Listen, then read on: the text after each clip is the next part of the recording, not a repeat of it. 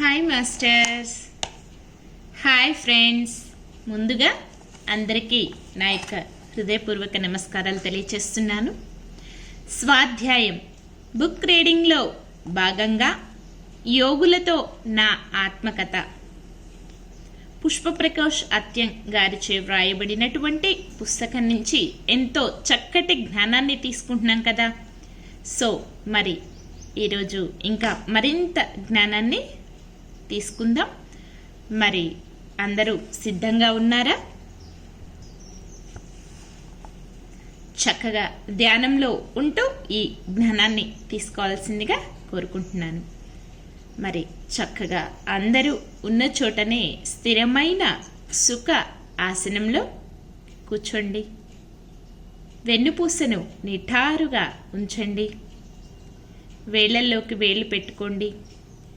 మీ రెండు కళ్ళను కూడా క్రాస్ చేసుకోండి. రెండు కళ్ళను క్లోజ్ చేసుకోండి. దీర్ఘ శ్వాసని తీసుకోండి.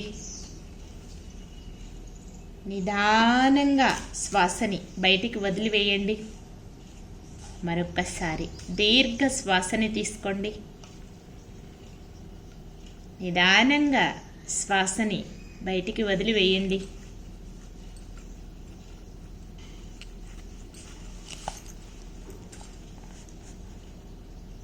ఇంకొకసారి దీర్ఘ శ్వాసని తీసుకోండి.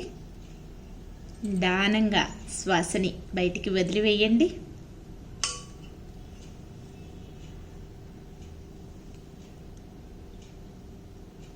ప్రశాంతమైన మనస్సుతో, ఏకాగ్రతతో, ఎరుకతో సహజంగా జరిగేటటువంటి శ్వాసని గమనిస్తూ, శ్వాసతో అనుసంధానం అవుతూ అంతరంగంలోనికి ప్రయాణించండి. My dear masters and dear friends,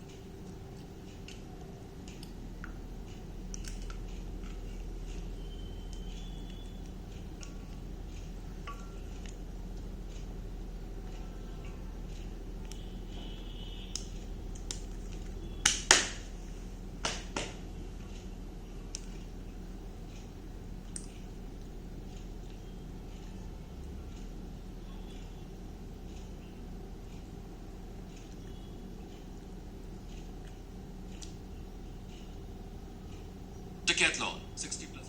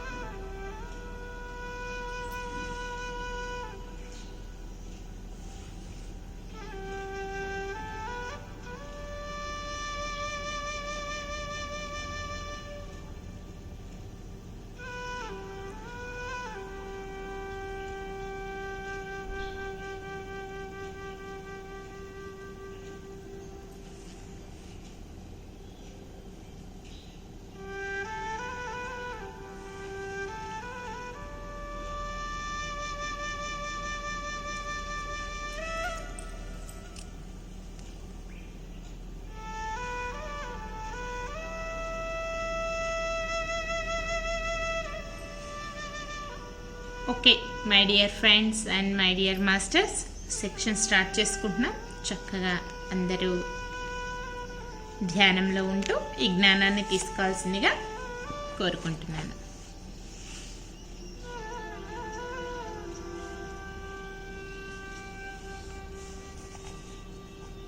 PhD జ్ఞానం కార్య కారణ సంబంధం 2015. నేను పుస్తకం అయితే వ్రాస్తున్నాను, కానీ పేపర్ తారుమారుగా టైప్ చేశారు. ఎక్కడ అమర్చాలో తెలియదు. సరే అని అంతలో నా ఇన్నర్ దగ్గరికి వెళ్ళా. ఏమిటి, నేను పూర్ణ అణువులతో నాలో నేను కలిసిపోయాను అంటున్నావు. వాటిని సెట్ చేయాలంటే మైండ్ మాట వినదు. ఎలా ఈ పని చేయాలి అనుకున్నా. తలలో చిన్న నొప్పితో శరీరపరంగా నాకు సహకారం కావాలి అన్నా. అప్పుడు నా కాంతి ఇలా అంది, నీకు ఇచ్చిన నొప్పి 1/4 భాగమే. ఈ పని అయ్యేంత వరకు నేను కూడా ఆత్మ కాంతి 3/4 భాగం అనుభవించాల్సిందే అని. నా తలపైన కాంతి గల చెయ్యి ఒకటి నిమురుతూ ఉంటే నేను ఇంకొక గ్రహానికి చెందిన ఆత్మను సహాయం అడగనా అన్నాను. అంతరంగం నుండి భూమికి అతి దగ్గరలో ఉన్న గ్యాలక్సీలో చెన్యన్ అనే కాంతి లోకపు వాసి తనదైన లోకంలో ఎంతో ఆనందంగా విహరిస్తుంది. నీవు ఖాళీ కదా, నాకు వర్క్ చేసి పెట్టు అన్నాను. నీవే పిహెచ్డిలో ఉన్నావు, తెలుసుకో అంది. పి అంటే పర్సనల్, హెచ్ అంటే హోంవర్క్, డి అంటే డిజైనర్. నీకు నీవే తెలుసుకోవాలి అంది. సరే, నాకు తప్పదు, నా గురువు ఆజ్ఞను మీరను. మరి ఇంకొక జన్మ తెలుసుకోదలుచుకోలేదు, ఇంకొక జన్మ తీసుకోదలుచుకోలేదు అని నేను ఎప్పుడైతే గట్టిగా నిర్ణయించుకున్నానో అప్పుడు నా గ్రహానికి చెందిన అమ్మాయిలు శైలజ, సుజాత ఇద్దరూ వచ్చి సహకరించారు. టైప్ చేయమని గంగావతిలో టీడీపీకి ఇచ్చి 3 నెలలు అయినా పని కాలేదు. ఎప్పుడు అడిగినా అయిపోయింది అంటారు, కానీ ఇంకా పని పూర్తి కాలేదు. నేను శైలజ కలిసి గంగావతికి వెళ్ళి టైప్ దగ్గర కూర్చొని 2 రోజులు వర్క్ చేశాము. 3వ రోజు 6 గంటలకు కరెంట్ వచ్చింది. దగ్గరుండి నేను అర్ధరాత్రి 12 గంటల వరకు వర్క్ చేసుకుని వెళ్ళాను. ఈ పరీక్ష ఎందుకు అని అంతరంగం దగ్గరకు వెళ్ళాను. అప్పుడు ఒక పూర్ణాత్మ తన చుట్టూ ఉన్న అంశాత్మలను తన లోకానికి చేర్చటానికి ఎంత తపనతో పోరాడుతూ ఆకాశంలో కలిసిపోయే దృశ్యం. ఒక పెద్ద శ్వేతనాగు భూమి నుండి ఆకాశం వరకు ఉన్నటువంటి రూపాన్ని చూసి తనను అంటిపెట్టుకుని ఉన్న 5 అంగుళాల శ్వేతనాగును కూడా వదలక గట్టిగా పట్టుకొని పైకి వెళ్తుంటే 5% నల్లటి నాగులు కుప్పకూలుతూ కింద పడటం గమనించా. నాగలోక వాసులకు కల్మష బుద్ధి ఉండకూడదు. మీరు ఇలా అడ్డుపడాల్సింది కాదు, ప్రోత్సాహం ఇవ్వండి. ఒకానొక టైంలో మీకు జ్ఞానం అందుతుంది, అప్పుడు తెలుసుకుంటారు అన్నాను. ఈ సంఘటన జరిగే సమయంలో శరీరపరంగా నాకు భుజాలు, చేతులు విపరీతమైన నొప్పి. ఎందుకో అనుకున్నాను. నీవే నేను నా అంశాత్మలను పైకి చేర్చటానికే అయినా నేను 5 అంగుళాలు ఉన్న చిన్న శ్వేతనాగును కూడా వదలక గట్టిగా పట్టుకొని ఒక గ్రహంలో ఉంచాను. అది చూసి ఆనందమే కానీ ఇంకొకటి కాదు. ఎన్ని రకాల మలుపులు తిరుగుతున్నాయో. వారం రోజులకు నల్లటి నాగులు భూస్థాపితం అయ్యాక నా శరీరంలో కూడా మార్పు జరిగింది. చూసారా, ఒక పూర్ణాత్మకు తన చుట్టూ ఉన్నటువంటి కాంతులను వాటి స్థానంలో అమర్చే వరకు ఎలాంటి తపన ఉంటుందో కదా. మరి మన గురువు కూడా మనల్ని ఒడ్డుకు చేర్చటానికి ఎంత తపన పడ్డారో అనుకుని కలత చెందాను. ఎంతో కష్టమైన ఇష్టంగా చేస్తూ నా పని ముగిస్తూ వస్తున్నాను. గురువు వేరు కాదు, నా ఆత్మ వేరు కాదు అని తెలుసుకునేదాకా పట్టు వదలదు. కాబట్టి సాధించటానికే నా ప్రయత్నం.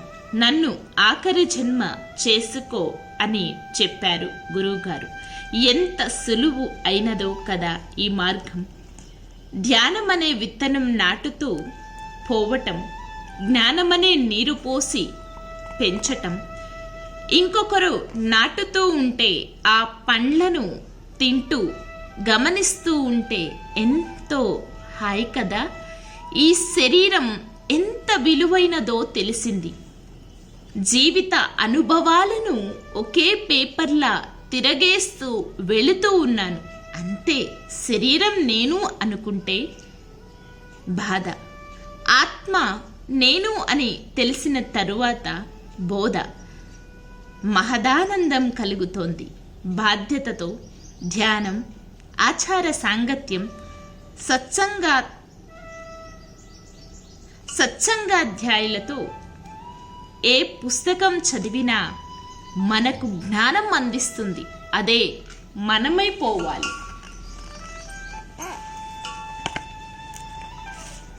గంగావతిలో పిరమిడ్ స్థలం 2015.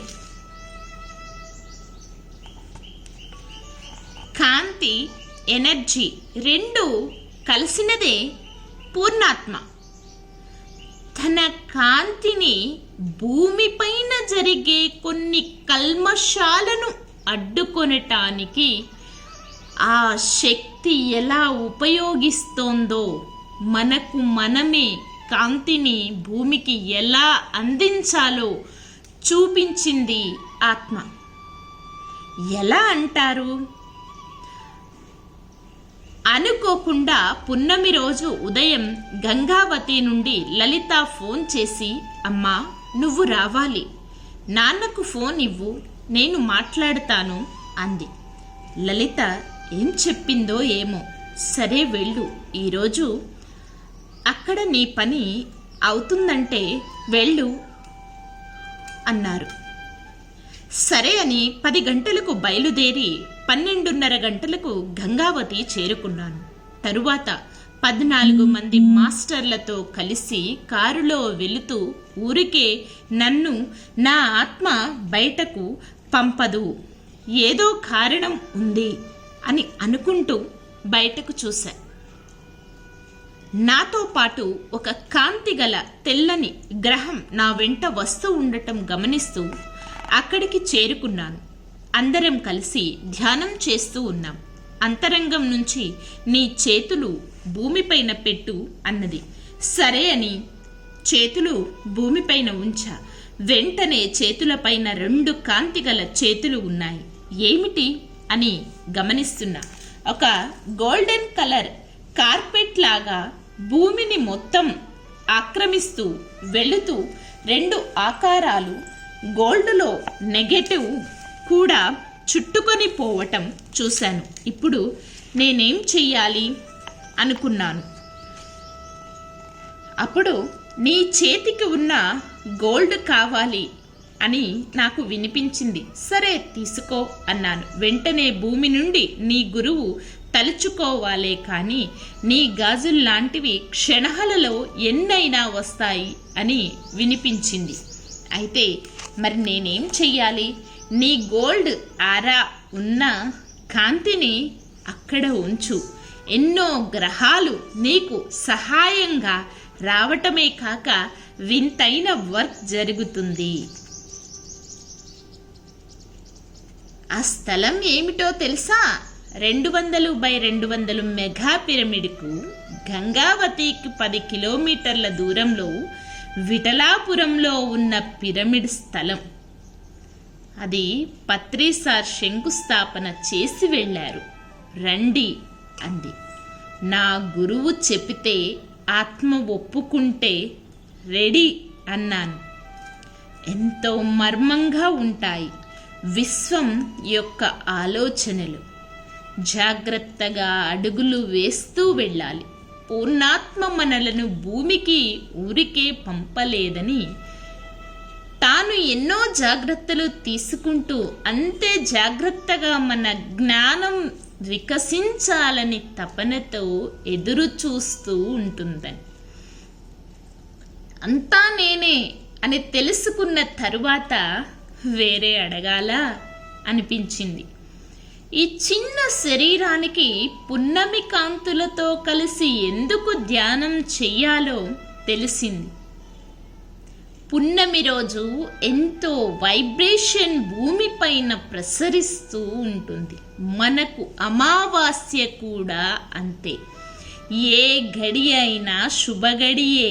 మనకు ఎదురుగా ఒక చిన్న చిత్రపటంలో చూస్తూ మనలో ఉన్న దైవాన్ని చిన్నబరుస్తూ ఉన్నాయి. 3rd డైమెన్షన్లోని ఆలోచన తీసివేస్తేనే 4th డైమెన్షన్ చేరే ఆలోచనలు వస్తాయి. నాలో ఉన్న జీవ కణాలు పూర్ణ కణాలతో అనుసంధానమయ్యాయి అనే జ్ఞానం కలిగితే, అరే నాకు నేను పూజలు చేసుకుంటున్నానే అనిపిస్తుంది. ఆ ఆలోచన రావటమే ఆత్మ ఎంతో సహకరిస్తూ ఉంటుంది. వెనుకంజ వేయకుండా సూచనలు ఇస్తూ మనలో ఎంతో పట్టుదల కూడా పెంచుతూ ఉంటుంది. 2014వ సంవత్సరంలో 5వ డైమెన్షన్ నాలెడ్జ్ తీసుకుంటావు అన్న సందేశం వచ్చింది. అది ఎప్పుడు అంటే 2016వ సంవత్సరములో అని చెప్పింది. కానీ నేను ఎప్పుడైతే తనకు పూర్తిగా సహకరిస్తూ వచ్చానో అప్పుడే నేను 2015వ సంవత్సరములో 5వ డైమెన్షన్ నాలెడ్జ్ నా చిన్న మెదడులో అమర్చటం జరిగింది. చూసారా, మనం మన ఆత్మతో కూడుకొని ఉంటే ఎంత ఆనందమో. 7/8/2015వ సంవత్సరములో 9వ డైమెన్షన్ జ్ఞానం చూపించి అది కూడా మైండ్కు ఫిక్స్ చేయబడింది అని బంగారు కాంతితో తలుపులు తెరుచుకున్నాయి. లోనికి వెళితే స్వర్ణలత మేడం, సూర్య మాస్టర్ ఉన్నారు. కాంతి శరీరముతో ఇక్కడ ఉన్న గొప్పతనమేమిటి అన్నాను. దివ్యనేత్రం బాగా ఉత్తేజితం కావటమే కాక వాస్తవాన్ని బాగా గమనించే శక్తి ఉన్నాయి ఇక్కడ అన్నారు. అప్పుడు అనుకున్న పత్రి గారు ఎంతో ఎరుకతో ఏ పని ఎవరికి ఎలా అప్పగిస్తూ ఉన్నారో అని. కాంతులకు కృతజ్ఞతలు తెలుపుకున్నా. మన ఈ చిన్న శరీరం శృంగారానికే కాదు, అంగారక గ్రహాలను కూడా కదిలించగలదు. విశ్వమంతా మనమే అని తెలుసుకోవటానికే ఇదంతా. అక్కడ ప్రేమే ఉంటుంది, ఇంకేమీ ఉండదు. కానీ భూమి మీదే కాదు, ఇతర లోకాలలోనూ విద్య నేర్చుకోవటమే మన పని. ఎక్కడ అంతం అనేది ఉండదు. పంచభూతాలు ఎలా తెలుసుకోవాలి? పంచభూతాలు అంటారు కదా, ఎలా? నన్ను నేను నీటిలో చూడాలి అనుకున్నా, అంతా ఆత్మే నా రూపంతో సాగిపోతూ ఉంది. ఆకాశం అక్కడ అంతా గాయత్రీదేవిలా అంతా తానే అయ్యింది. భూమి ఇంకా చెప్పనక్కరలేదు. ఎక్కడికి వెళ్ళినా మనమే ఒక రూపంలో జ్ఞానాన్ని తీసుకుంటున్నాము. వాయువును చూడాలంటే భౌతికంగా ధూళి అంటే దుమ్ముగా కనిపిస్తుంది. అగ్నితో ఎలా ఉండాలి అనుకున్నా సీతాదేవిలా చూసావుగా అని వినిపించింది. చూసారా, మన ఇన్నర్ ఎంత జ్ఞానాన్ని ఇస్తుందో. ఇంకా తెలుసుకునేది ఎంతో ఉంది కదా. దేవతలు మొదట రూపాలలో ఎన్నో సందేశాలు ఇచ్చారు. గురువు 3 నదులలో గట్టున ఉండి ఉపదేశం చేశారు. ఏంటి అని మాత్రం అడగకండి. అది నాకు ఇచ్చిన సందేశం. మీకు ఎలాంటి సందేశమో తెలియదు. యోగులు జ్ఞానాన్ని టెలిపతి ద్వారా అందించారు. ఆత్మలను పైకి పంపటం ఎలాగో చూపించారు. దివ్య నేత్రం ద్వారా సృష్టి భూమిపైకి నా కాంతులు చిన్న రేణువులలా పంపి ఒక చక్రంలా సముద్రంలో కలపటం చూపి ఖనిజాలను ఇసుక రేణువులు ఒడ్డుకు చేర్చే విధానం చూపించింది. తిరిగి పూర్ణ అణువులను నాలోకి ప్రవేశపెట్టడం చూపించింది. నా లోకం నుంచి సృష్టించిన భౌతిక దేహాలను ఎలా తేవాలో చూపించింది. పూర్ణాత్మ అంశాత్మలను పై లోకాలకు ఎలా తీసుకొని పోవాలో చూపించింది. మహాయోగుల జ్ఞానాలు ముక్తి ఎలా? యోగులు వాళ్ళ జీవిత చదరంగం చూసి జోక్ అనిపించింది. ఇంతే కదా అని అడవులలోకి వెళ్ళి తపస్సు చేసి ఏదో ఒక చిన్న ఆనందానికి గురి అయి సంతోషంతో పైకి వెళతారు. అలా తెలుసుకుంటే అవధూతలాగా ఉండాలనుకునేవారు కొందరు. మహాయోగులు అలా కాదు, తాము తెలుసుకున్నది చెబుతూ ఎదుటివారి ఆనందానికి గురి చేస్తారు. ఇంకా ఉపన్యాసాలు చెబుతూ అందరూ తమకు దాసోహంగా ఉంటారు కదా అని ఇంకా ఉపన్యాసాల్లో మునిగి ఇదే ఆనందం అనుకుని తుదిస్థితిగా భావిస్తారు. జ్ఞానులు అలా కాదు, తమకు తెలిసిన జ్ఞానాన్ని ఉపయోగించి తెలుసుకొని ఎలాగైనా నేను కిందకు వెళ్ళి నాలాగే తెలుసుకోవాలని జిజ్ఞాస ఉన్న వారికి తెలపాలి అన్న ఆలోచనలతో వస్తారు. వారి యొక్క జ్ఞానం ఇంకొకరికి ఉపయోగపడుతుంది. ముక్తి ఎలా వస్తోంది? నిస్వార్థమైన సేవ చెయ్యటానికి భూమి మీదకు వచ్చి తాము అన్నింటినీ అనుభవపూర్వకంగా అంతా చూపించి ఇది నాయనా నీ జీవిత పాఠం అంటారు. అప్పటికైనా మేలుకుంటే ఎదుటి వ్యక్తి ముక్తి దశకు వచ్చినట్లే. తెలుసుకున్న తర్వాత గ్యాలక్సీలో ఉన్న అందరి పట్ల ప్రేమ అంతా నీవైనప్పుడు ముక్తి అంటే వేరే లేదని తెలుసుకుంటావు.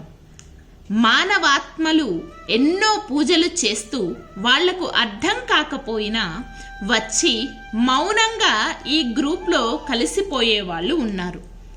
ఇక్కడ గురువుకు పరీక్ష. అలాంటి వారందరినీ ఎంతో సహనముతో కానీ బెదిరించి కానీ సరి అయిన దారిలో పెట్టాలనుకుంటారు. ఎందుకంటే చిన్న రాయి నుంచి పెద్ద వృక్షాలలో కూడా మీరేరా బాబు, అంతా నీవేగా అని తెలుపుతారు. సాధనతో అప్పుడు ముక్తికి మార్గం తెలుస్తుంది.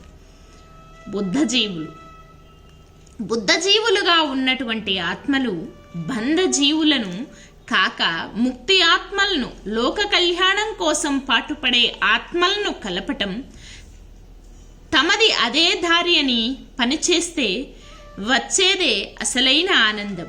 ఇదే విశ్వానికి మహదానందం కదా. మరి ఇంతకన్నా భూలోకంలో కళ్యాణం ఉందా? అంతా నేనే అని విశ్వాత్మ చూపించింది. అందుకే గురువు చూపులోను వాక్కులోను శుద్ధి ఉండాలి అంటారు. చూసేది భౌతికంగా ఉన్న కంటికి దృశ్యమే అయినా నడిపించేది శూన్యం వైపుకే. అదే ఆత్మజ్ఞానం. అంతా నేర్చుకునే వరకు వస్తూ పోతూ ఉండవలసిందే. Okay my dear masters and my dear friends, మరి ఇంతటితో సెక్షన్ క్లోజ్ చేసుకుంటున్నామండి. ఇప్పటి వరకు విన్న జ్ఞానాన్నంతా మనలో నింపుకోవటం కోసం చక్కగా ఆఖరి క్షణం ధ్యానం.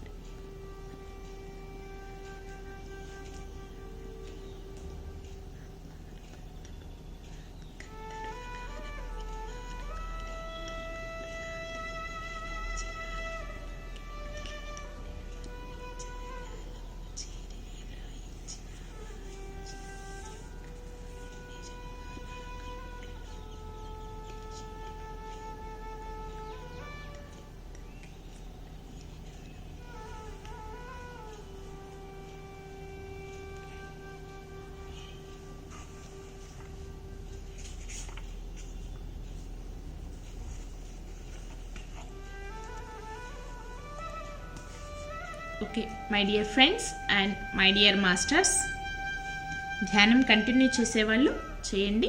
మిగిలిన వాళ్ళు నిదానంగా సహజ స్థితికి వస్తూ మీ రెండు చేతులను కూడా విడతీస్తూ మీ కంటి మీద పెట్టుకోండి. 5 4 3 2 1 0. మీ రెండు చేతుల్లో మీ కంటికి ఎదురుగా పెట్టుకొని నిదానంగా కళ్ళని ఓపెన్ చేయండి. Okay my dear masters, my dear friends, thank you thank you thank you. ఇంత అద్భుతమైన సెక్షన్ జరగటానికి సహకరించిన అందరికీ అన్నింటికి నా యొక్క హృదయపూర్వక కృతజ్ఞతలు తెలియజేస్తున్నాను. Thank you everyone, love you everyone. Thank you to all, love you to all. Thank you universe, love you universe. Thank you thank you thank you. సర్వేజన సుఖినో భవంతు. మరి మరొక సెక్షన్లో మళ్ళీ కలుసుకుందాం.